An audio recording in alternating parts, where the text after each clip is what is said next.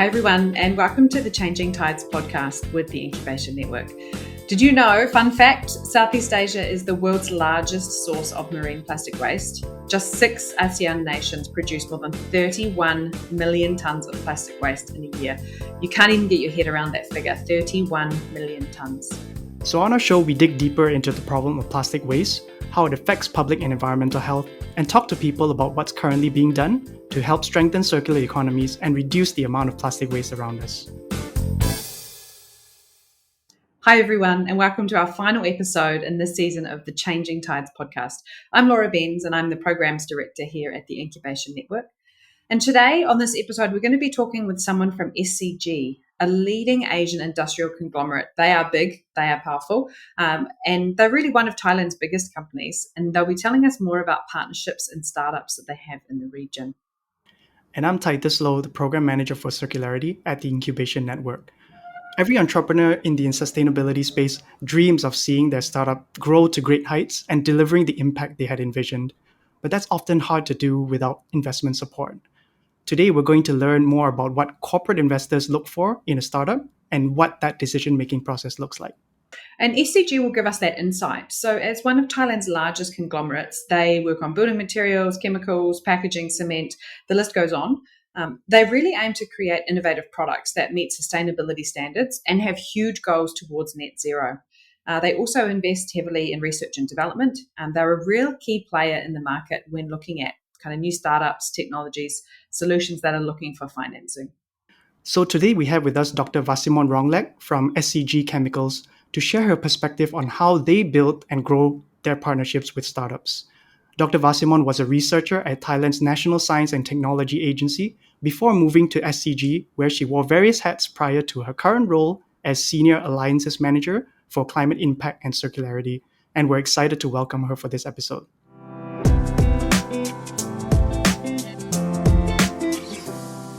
So welcome, Dr. Vasimon. Thank you so much for joining us on the Changing Tides podcast. Thank you. Yeah. So for a start, maybe you could tell us a bit more about your current role at SCG Chemicals and what your focus areas are at the moment. So I'm basically a Senior Alliance Manager under the scope of the Climate Impact and Circularity. So we normally work as a global alliance, try to bring in a new global practice and innovation, also the business model in order to integrate them to solve our company problem and to solve some of the key impact issue for the global lately. So because we work a lot on the collaboration side. So maybe you could tell us a bit more specifics about the environmental projects that SCG Chemicals is most interested in at the moment and a bit more about why. Okay, I used to work as a program manager for environmental solution. So we do have interest on all 3 dimensions, which mostly are related to the factory needs, like air emission, water withdrawal to reduce the water use, and including the water recycle. And thirdly is about solid waste management. Like this is kind of a business responsibility and a duty to our environmental protection for business sustainability though. Yeah. Right. And so in this process, you've probably worked with some companies and also startups and ventures in particular. So I was just wondering whether are there any environmental startups that you've invested in so far, where you have seen a successful partnership? Yes. Because we normally have to scout for the good technology in order to be a solution. So one of the key area that we work and invested in is like emission detection and some of the emission treatment, like when you emit volatile organic carbon or some of those. So we need to find a solution to kind of capture or utilize them into a different thing. So those are the area that we work on, and recently on the water recycle with the AOP technology, yeah, and solid waste management, also the conversion of solid waste into some simple use of fertilizer or maybe some for the different kind of product. So All right. Interesting. Thanks. I'm keen to understand a bit more about the investment side of things. So when you as SCGC are looking around, looking for those new technologies you've just shared a bit about, what are some of the things you're trying to identify in terms of making a decision to make that investment? What are those characteristics that you're looking for in the startup? So normally we looking for some kind of a competitiveness and the uniqueness of those technology, because when you are in the inside the industry, so you know the pain point. So the solution that can solve the pain point with some of the less cost and of course the ease of the operation. So some of these uniqueness that we normally see, and we try to understand also the element of the company themselves, that the drive that they have a vision in order to go for the good solution and service mindset. So some of the commercial element or the planning for the business plan, so it's also something that we look into. Yeah. So both sides, technical and the commercial side. Yeah, nice. I really like that framing as well of solving a problem, right? As opposed to just having a solution. The solution really needs to solve the problem. How do startups get your attention? Because I imagine every day you're receiving things across your desk, people wanting to be funded and supported by SCGC. How does one stand out and get your attention? Normally, when we kind of talk to many companies, we do have a benchmark. Like, okay, so this company is better than the other one that we talked before in what angle, something like that. And if some new company come along, so we normally benchmark with that. That is the first aspect. And the basic from that is something that we understand the pain points. And if it solve the pain point at present, or maybe some of the future touch, in order to see that they can integrate the new type of solution. So that is another point that as a good score as well. So normally we kind of benchmark them and compare them with some of our criteria. So Yeah, nice. Continuing on this sort of thread or line of conversation, is it enough for them just to have that good idea and a bit of business model behind it? Or is SCG jumping in and really taking these good ideas and saying, let us help you build that long-term business model and business strategy? we do both. Like we do have some kind of accelerator program that we used to work with. I think it's actually Sasin, right? That SCG has been work on the accelerator program. It depends on the level of investment. So if it's a kind of very early stage, so we do fund it on the idea too, and try to help and groom them. But then if the vision of the company leaders or the executive of the company, so if they do have a kind of a good vision and some of the good mindset, so I think it's helped for us to help them. But if that's kind of very difficult to deal with, or sometimes they don't know how to handle the operation and not being so realistic, sometimes we need to help them more, and it's depend on how many we have in order to help. How about ESG considerations? I think ESG has been gaining a lot of attention recently. So does SEGC have like a specific ESG framework that you kind of use to assess the companies and startups that you work with? Definitely, I think we start to bring in ESG angle as another dimension besides economic, because of in the past you kind of look into the potential market and what's the benefit and how Yeah. to break even, right? But now we start to see that, oh, this if this kind of project can help solving the issue like CO2 emission, or maybe some of the environmental part, and of course the, like you might heard about the SCG working with the community. If some of this solution can provide a value to the extended supply chain, or some of the kind of ecosystem stakeholder within the SCG business, so we also kind of put that as a score too. For example, like if we work on some project like a natural climate solution, and we try to involve the community to help planting the tree and monitoring. So those kind of thing can create some of the social benefit too, or some of the work that we work with you and Alliance on the plastic leakage, right? Some of the informal sector, if we can kind of upgrade them and help them to become a valid part of the value chain with some of the strain and be part of the business earning for them. So that is also our interest, which mean like the investment can create the value along the value chain, not just us. Yeah, so great to hear, I think, about that more holistic approach. It's really encouraging. And like you said, Titus, the ESG kind of standards and frameworks have really taken off in popularity in the last couple of years.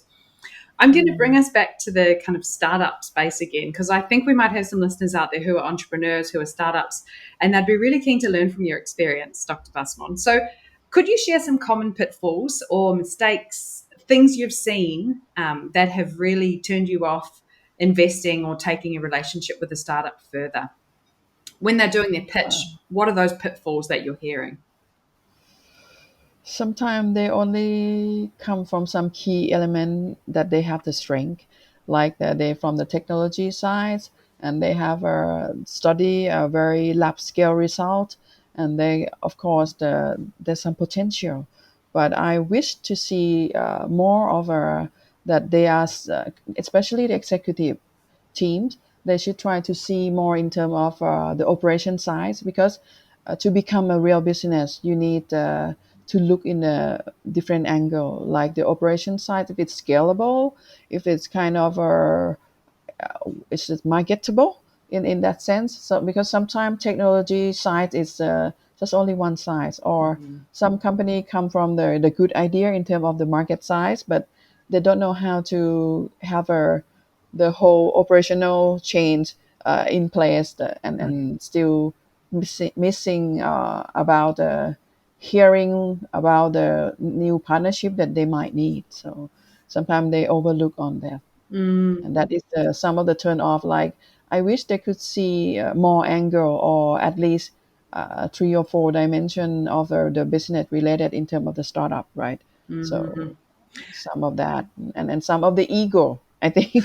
Something that many of them because they have a passion. I don't see it as a fault, but sometimes if they can understand that the passion and the ego should be balanced, and it will be helpful for other to help them. So sometimes you cannot do it by yourself, right? This kind of thing. Yeah.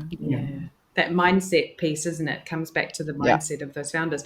And I really like as well, you touched on sometimes they may have the best solution in the world, the best technology. And often we see those types of things coming out of universities, right? We see incredible tech, incredible new advancements. But how to commercialize those ideas is a whole nother thing, right? A whole nother set of challenges. And Exactly. your comment about that operationalizing the technology itself, the solution. I also like to learn a bit more about these types of partnerships, like between big conglomerates and small startups. From your perspective, have these partnerships been kind of like growing and evolving? Do you see a lot more of it? Unfortunately, it's a very small portion though.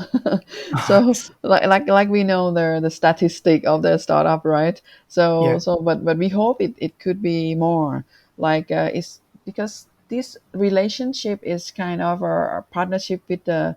It's not just a business to business, right? It's a kind of a co-development partnership as well. And then sometime we try to see what missing, and try to help to bring more partner to help our startup. So because we know that they probably will need it. No one will have the all element. If some of those, it will be perfect. But then as our company is kind of seeing some of those experience, so it's mean bringing more partner and the open up to the new partner is also the key for them too, right? Okay. So And when you mention these partners, are they more like other corporate businesses, or are they like technical advisors or academia? it could be both, because All right. sometimes that some for example, if they have some good formulation and they're still missing some technical part, Yeah. bringing in technical is also the key. Okay. But then in some case, the marketing side as well. So because sometimes SCG are not in all business that new, right? We also new to those, and sometimes we bring in a good partner in terms of the market as well. Even though we are a company, but we cannot just do all the market in something new. So it's mean you need some insight within the market as well. So sometimes we bring in someone who has the insight in terms of the market, and I think it's help all over the stakeholder within the ecosystem, like help the startup, helping us in order to plan with them, and also help in terms of the commercial side, some information for selling. So those Right. are very important. Yeah, Okay. openness. So Yeah, very much based on the specific needs of the yeah, ventures and actually, their growth needs. because there are All right, different great. gap in a different venture. Yeah. Yeah, that's a good point. Curious to know whether for SEGC, whether you have certain expectations of success for your investments. I mean, just interested to hear like what happens if a project, touch wood, fails and doesn't work out. What happens then? Normally, when we work with some startup, we see different element of strength in them.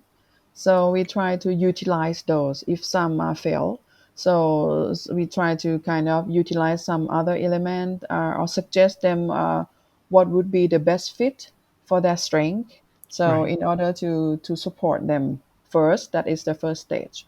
And if there's no, we see that is the kind of difficult due to the market size or the open up of the market is not the timing yet. So we just try to help in terms of them into a, would it be kind of the licensing or some of the technology or something that we can link to a bigger ecosystem or kind of direct them to the right direction of our Right. other company as well. So some of the exit plan, something like that.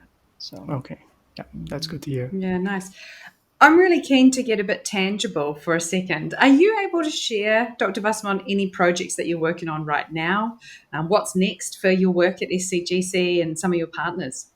So some of the, like I mentioned earlier, like the emission detection. So we do have that, and some of those that we also co-develop to work on the detection, like some of the e-nodes that we've been working on in some of the SCG, because within the environmental solution, sometimes we cross between business unit to work together as well. And then the SCGC also helping on the commercial side on those within the industry. For example, if those like the emission detection can be used in our chemical industry, so we help them on that. And also, as SCG also have their technology business company called Texplore, we also kind of when we go for selling like a solar solution or some of the kind of the emission or the coating, the energy coating furnace. Like we do have the coating business that is part of the ESG as well.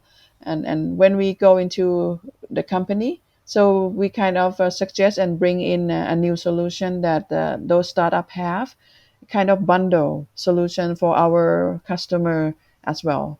So those are the things that we helping them into, right? And the key also, I think the second question that you mentioned is about the where are we going next, right? So so I think we more focus on the decarbonization, like the plastic issue is part of the circularity, like the circular economy, which we still involve pretty much. But then now as the net zero and the carbon neutrality, so we're looking for the decarbonization solution. So some of those like CO2 utilization, or some of the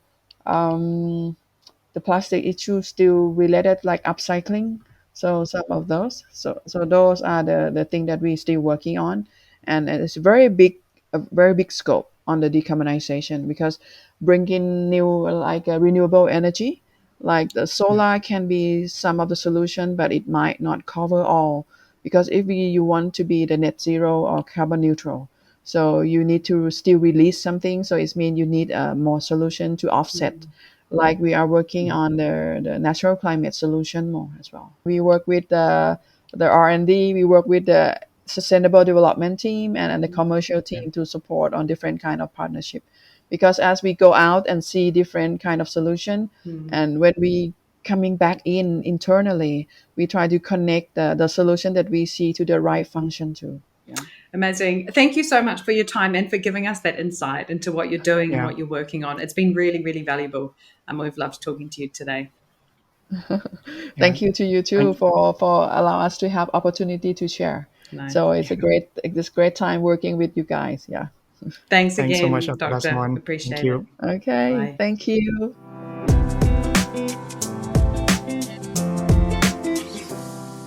Titus, for me, I found it really amazing to hear about the work such a big, multifaceted corporate is doing to help entrepreneurs, right? To really spur on innovation and help get some of those innovations and solutions to scale. Yeah, Laura, I completely agree. And I think one thing that stood out for me was actually how they took failures. Because she mentioned they did, of course, they have that expectation of a partnership growing, but if something doesn't work out, they're very open-minded in terms of connecting these startups with other partners that might be more relevant, that might be able to grow their businesses. So I thought that was a very interesting perspective for them to take when dealing with a partnership that maybe isn't so successful. Yeah, and quite forward-thinking for a corporate, isn't it? Again, they're such a big institution. I really thought that their approach and openness to supporting the venture or the solution with whatever they need. Like maybe if SCGC don't have the solutions, they pass them off to partners. If they can help them themselves, they will do so. I really honestly thought that was a really strong approach and forward thinking. Yeah, and Laura, and also the ESG considerations that they take when working with startups and businesses, they ensure that the partners that they build are also taking into consideration social and environmental development aspects into their work. So I found that it's kind of building upon your point of being forward thinking. How much would I love to see their ESG framework? I mean, obviously it's confidential, but I would really I think it would be really love to see that. It would be really interesting. Yeah, probably an extensive one as well. Yeah, we'll ask you that next time. So everyone, that's a wrap on our first season of the Changing Tides podcast. We really hope you've enjoyed meeting some of these interesting people we've met along the way, knowing they're all working hard to fight that plastic pollution problem that we're seeing across all levels of society, across the entire region. It's certainly a complex issue. There are no easy solutions. If there was, we wouldn't all be here. But I think the more we can open the dialogue about how to make things better, the more we really will understand the role that we can play in this big puzzle and how we can affect change ourselves. Titus, I would love to wrap up, I think, to finish the season with maybe one main takeaway from you, from all of these conversations that we've had over the past few weeks. The main takeaway from the season, there's so many things to think about, but I think for me, it's just when it comes to plastic pollution and waste management, I think solution providers need to think collaboratively and not competitively. That really stood out because the issue is just too complex and multidimensional that solutions really can't afford to be tunnel visioned, and they really need to be mindful of stakeholder considerations across the various and different layers of industry and society. So yeah, that was one thing that came to my mind. Also, I think the fact that we as individuals and community actors have actually a really significant role to play in reducing the amount of waste we generate. I mean, we've seen so many businesses and just the amount of resources, technology, time, and effort it takes just to recycle. Just think about it, like it will be so much easier if we just don't put that waste in the system in the first place. So I think that's something that the onus is on us as individuals to take more effort in. Yeah, I like that. It's an and, isn't it? It's not an or. We can't just do one or the other. It's an and. We have to do the full, what used to be the 3 R's, and I now think it's 8 R's, the old reduce, reuse, recycle. But for me, my takeaway, I'm going to double down on your importance of that multi-stakeholder or ecosystem approach, right? We need all these actors to be involved to solve the complexity of this thing. Corporates we've spoken to, corporates today, entrepreneurs we've spoken to in the past, ecosystem support actors, researchers, investors, the list goes on, like you mentioned, probably most importantly, local communities. Like, to make these kind of changes, we need people on the ground to be thinking about this, working on this, embedding these ways of reducing plastic in the first place, but also the recycling actually happens, on the ground in communities. It doesn't happen often in some other specific part of a country. It happens everywhere, every day. So for me, that is a huge one. The one thing I realised that we haven't touched on is, we haven't spoken to anyone, is from a municipal government, and the key role that the government also plays, local governments, national level governments as well. And I'm going to leave that as a teaser maybe for a conversation in the future if we can continue with some of these podcasts. So maybe. In summary, a huge thanks, I think a big shout out to all of the listeners. Thanks everyone for spending this time with us. Hopefully you've learned something new. And a really big shout out as well to obviously Umesh from TCI, Anurag from Seed Stars, Nat from Trash Lucky, Nalini from Husera Dela, and Dr. Vasimon today. Really, really amazing insights and such a great, well-rounded, I think, approach to this huge, huge plastic problem. Thanks, team. Thanks for listening, and keep an eye on the space for future updates. Take care. Thanks for listening. Bye. Bye. This has been Changing Tides with the Incubation Network. The hosts were Laura Benz and Titus Lowe.